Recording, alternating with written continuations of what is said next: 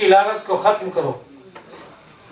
और मेरी बहनें, मेरी माएँ, मेरी बहनें, बेटियां बैठी हैं, औरत को सबसे ज्यादा जुल्म अगर करती है तो औरत ही करती है, और कोई मर्द नहीं करता।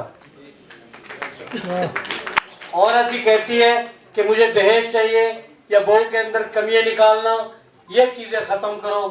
बल्कि एक बात ये बताऊं कि हमारे यहाँ मेरे बेटे का निकाह हुआ 8 लोगों के बीच में मस्जिद में बैठ करके। कोई जरूरी नहीं है कि आप बारात लेके जाएं, बेटी वाले का खाना खाएं, ये बिल्कुल लाजिम नहीं है आप पे। हमें इस समाज के बारे में काम करना होगा, और जब हम दहेज की लानत से दूर हो जाएंगे तो इंशाल्लाह क्या करेंगे वो बताना चाहता हूँ आपको। कोटा एक जगह है राजस्थान में, कोटा आप सब जानते होंगे, एजुकेशन का हब बना हुआ है। हमने वहां 2 निकाह करवाए थे 2000 में, गरीब बच्चियों के। आज अल्हम्दुलिल्लाह 400 शादी होती है बगैर दहेज के, 400 हर साल होती हैं।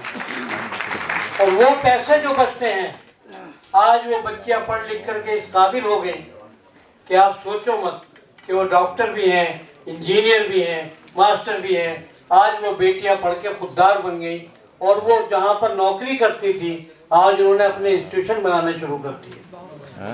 तो सबसे बड़ी जो लानत है वो तो दहेज की लानत को खत्म कर दो। दूसरी बात,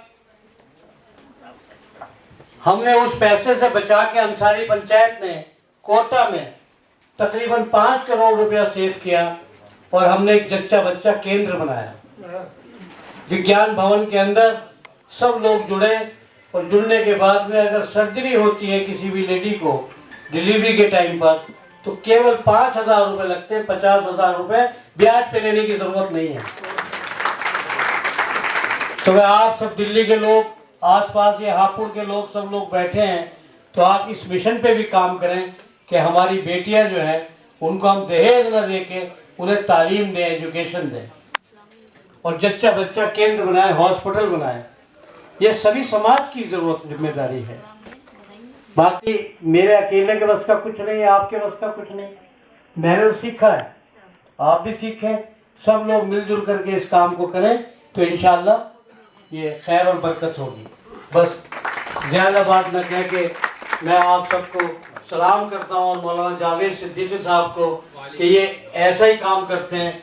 और देखिए अभी ये बच्चे जो बैठे हैं, जिन्होंने अभी रिजवान साहब ने बताया, मुझे बताने की जरूरत नहीं है, आपने सबने टीवी पे देखा, तो ये किसी एक मजहब मिल्लत के लोग नहीं थे, हिंदू भी थे, मुसलमान भी थे, सब ने मेहनत करके अपने देश के लिए काम किया। ये सबको मैं सलाम करता हूँ, सलूट करता हूँ। थैंक यू, शुक्रिया।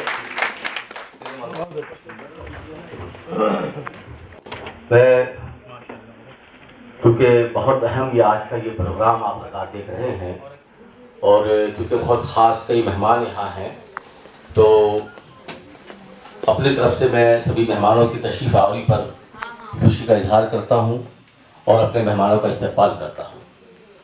हमारे बीच में जनाब हसीबुल हसन साहब या तशरीफ़ फरमा है, आपने नाम सुना होगा। नॉर्थ ईस्ट में वो वहाँ उस मौके पर जो बहुत सारी उनकी खिदमात हैं, और एक तारुफ उनका, एक परिचय और है, लेकिन शायद वो शायद उनको तकलीफ़ ना हो, लेकिन फिर भी मैं कह देता हूँ कि वो आपने जो न्यूज़ पढ़ी होगी, जो टावर पर चढ़ गए थे, वो जो है वो जी जान वाले जो नेताजी हैं, मैं उनसे गुजारिश करूँगा जनाब हसीबुल हसन राजू जी से कि आप स्टेज पर तशरीफ़ लाएँ। और इसी के साथ साथ मैं एक बात ये कहना चाहता हूँ कि हमारे बीच में एक नौजवान, एक भारत का ऐसा संदेश, और वो शख्सियत जो हमारे बीच में है, वो आज बहुत खूबसूरत ये आज की ये सभा, ये सम्मेलन, जिनकी आमद से, जिनकी तशरीफ़ आवरी से, जिनके यहाँ आने से बहुत खूबसूरत ये आज का प्रोग्राम बना है। 9 साल पहले हमारी उनसे मुलाकात हुई थी, और वो भी हमारी तलाश में थे और हम भी उनकी तलाश में थे, लेकिन ये खुदा को मंजूर था कि 9 साल के बाद फिर हमारा आमना सामना हुआ और मुलाकात हुई। सुशील खन्ना जी यहाँ तशरीफ़ फरमा है, उनके साथ हम लोग पहुँचे थे, ऑफिस में मुलाकात हुई। और इसी बीच में मैं गुजारिश करूँगा, एक ऐसा चेहरा जो भारत के बारे में, यहाँ के देश और समाज और जनता के लिए उनकी जो सोच है, जो आपने कि एक नारा आपके लिए है, इस शेर के लिए, कि आपने जो नारा दिया है कि मानवता का राज होगा, पूरा भारत साथ होगा। इस सोच के साथ आपने जो कदम बढ़ाए हैं, मैं गुजारिश करूंगा जनाब सुनील शेट्टी साहब से कि आप तशरीफ लाएं और 1-2 मिनट अपनी बात रखें। और मैं ये शर्त तो खैर नहीं कह सकता, लेकिन ये मैं गुजारिश कर रहा हूं कि 2-2 मिनट का ही वक्त जो है हम अपने मेहमानों को देना चाहेंगे, क्योंकि वक्त बहुत कम है और बहुत सारे हमारे बीच में मेहमान, महाराज, आचार्य, बड़े बड़े यहाँ हजरात मौजूद हैं। विवेक मुनि जी महाराज यहाँ तशरीफ रखते हैं और स्वामी चंद्रदेव जी महाराज ने बात की है अभी, वो हमारे बीच में है।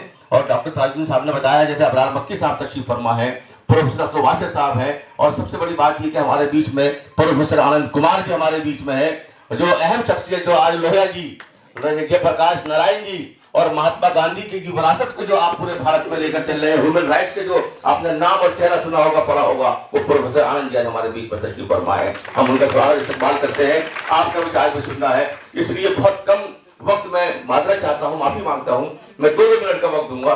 इतने सारे मेरे पास नाम आए हुए हैं, मैं खुद सोच रहा हूँ कि मैं कैसे उनसे सबके नाम पेश करूंगा, लेकिन हमारे दरमियान बहनें भी यहाँ मौजूद हैं, उनको भी तकलीफ होने वाली है कि हमारे साथ बहुत सारे वादे हुए हैं, लेकिन शायद कि वो हो। और तकरीबन कितने अवार्ड यहाँ हैं, अभी अवार्ड भी सबको देने हैं। शुएब जानी साहब तशरीफ फरमा है, नरेंद्र शर्मा जी के नाम पे अवार्ड मौजूद है, और बहुत सारे हमारे नशरत मामू जी हैं। नाम भी लूंगा तो बहुत सारा टाइम इसमें निकल जाएगा, माफ कीजिएगा, क्योंकि जो है तो इसलिए 2-2 मिनट के लिए मैं वक्त दूंगा। और फैसल खान साहब जैसी शख्सियत यहाँ तशरीफ फरमा है, मैं उनसे गुजारिश करूंगा कि आपके आने से पहले कि मैं जो है एक इस्तकबाल करना चाहता हूँ जनाब प्रोफेसर अख्तर वासिफ साहब का शाल उठा करके, कि मैं गुजारिश करूंगा जनाब हमारे बीच में बुजुर्ग, हमारे दोस्त, साथी, मैं दोस्त कह रहा हूँ कि आप भी सोच रहे दोस्त कह रहे हैं, लेकिन ये हमारे दोस्त की तरह हैं, जनाब फजल अखलाक साहब से, कि जो निजामुद्दीन मरकज के सामने आपकी वो हस्ती है, जो आप वहां से तशरीफ लाए हैं, आपके मुबारक हाथों से मैं चाहूंगा कि आप प्रोफेसर अख्तर वासिफ साहब का इस्तकबाल फरमाए शाल उठा करके। जनाब फजल अखलाक साहब शाल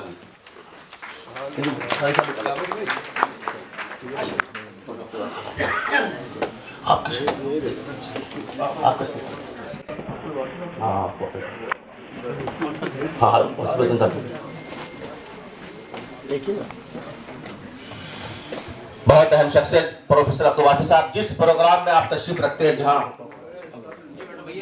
जहां जिस प्रोग्राम में आप शामिल होते हैं, वो प्रोग्राम कामयाबी की तरफ आगे बढ़ता है। बहरहाल आपकी बहुत बहुत मैं आपका शुक्रिया अदा करता हूं। और इसी तरह हमारे बीच में कई और अहम मेहमान हैं। मैं गुजारिश करूंगा जनाब शफी देहलवी साहब से कि आप तशरीफ लाएं और स्वामी चंद्र